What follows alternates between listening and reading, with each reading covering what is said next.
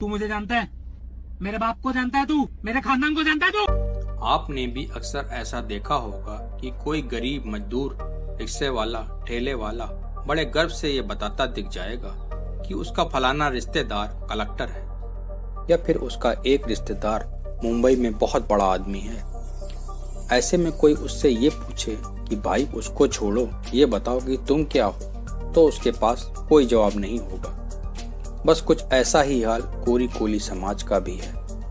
वो बड़े गर्व से बताएंगे कि फलाना राजा उनकी बिरादरी का था, कोली वंश का था, ऐसा था वैसा था, हमारी बिरादरी के लोग राज करते थे, हम तो क्षत्रिय हैं। ये सब कुछ ठीक है, लेकिन ये आपका पास्ट यानी भूतकाल है।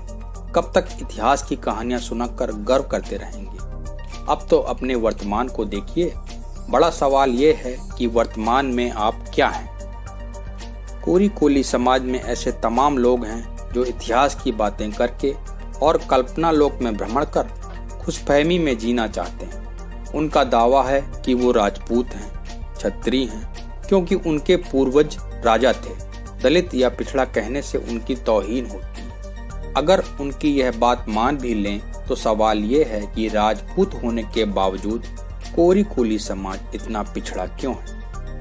समाज में उसकी दलितों पिछड़ों वाली हैसियत क्यों है?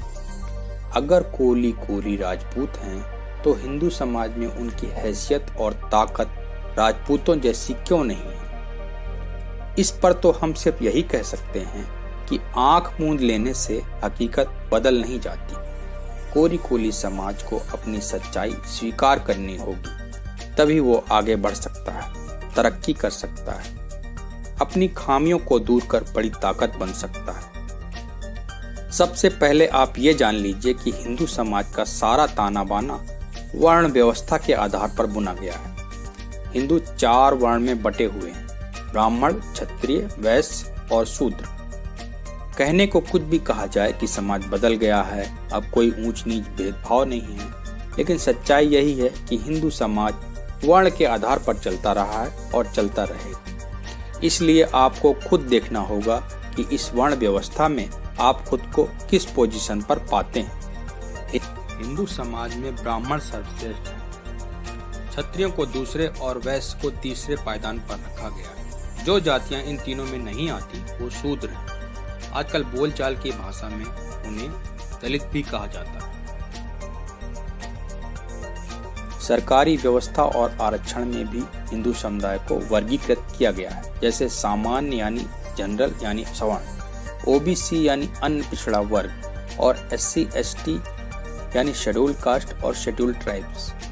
इस सरकारी व्यवस्था को आधार मानकर ओबीसी सोचता है कि वो एसटी से ऊपर है। बहुत सी ओबीसी जातियां ऐसी हैं जो अपने आप को सवर्णों के समकक्ष मानने और समझने का दावा करने लगती हैं, लेकिन वो ये भूल जाते हैं कि भारतीय समाज वर्ण व्यवस्था के हिसाब से बटा हुआ है।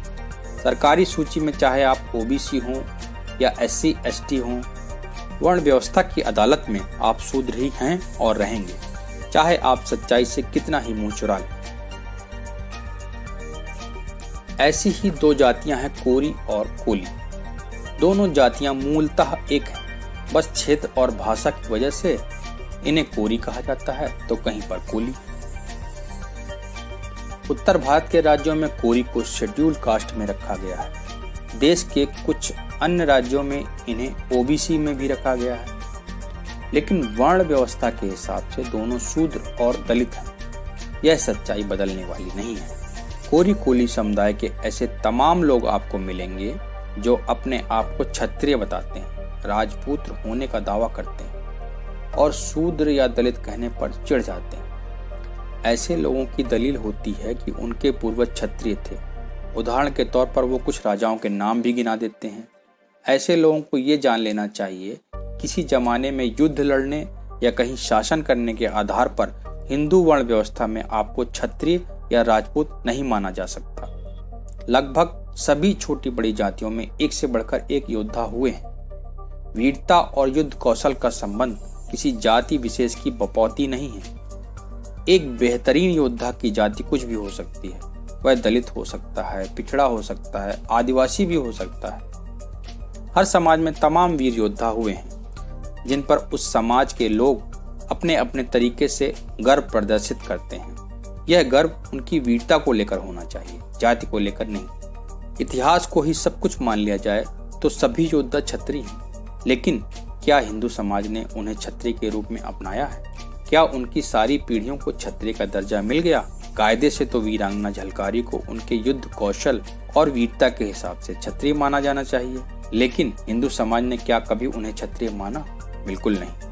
आज भी वीरांगना झलकारी को दलित योद्धा के तौर पर ही याद किया जाता है। जाति भारतीय समाज की सच्चाई है और इस सच्चाई को कभी नहीं बदला जा सकता। कोई दलित योद्धा भले ही कितना ही वीर हो जाए, लेकिन जाति की बात आएगी तो उसे दलित की श्रेणी में ही रखा जाएगा। इसलिए कोरी कोली समाज के लोगों से गुजारिश है कि खुद को राजपूत मानकर कल्पना लोक में जीने की आदत छोड़ दें।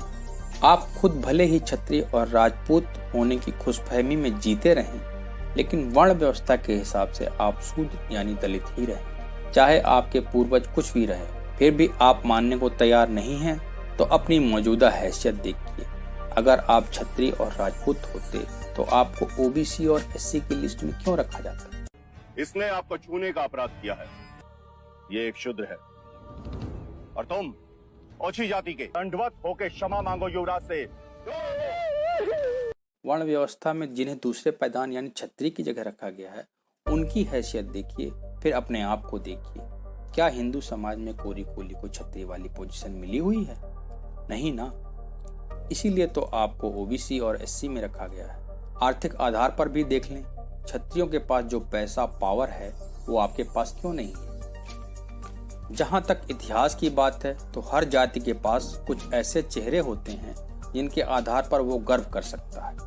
यकीनन कोरी कोली समाज के पास भी हैं। ये भी संभव है कि किसी जमाने में कोरी कोली समुदाय की हैसियत क्षत्रियों के समकक्ष रही हो, लेकिन अब तो ऐसा नहीं है। तो फिर आप इतिहास की दुहाई देकर कब तक क्षत्रिय होने की खुशफहमी में जीते रहेंगे?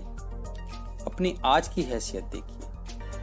आपके समाज के लोग आर्थिक ही नहीं बल्कि हर क्षेत्र में पिछड़े हैं, जबकि आप जिस क्षत्रिय समाज से अपनी बराबरी करने की कोशिश करते हैं उनको देखिए, वो हर क्षेत्र में आपसे आगे हैं।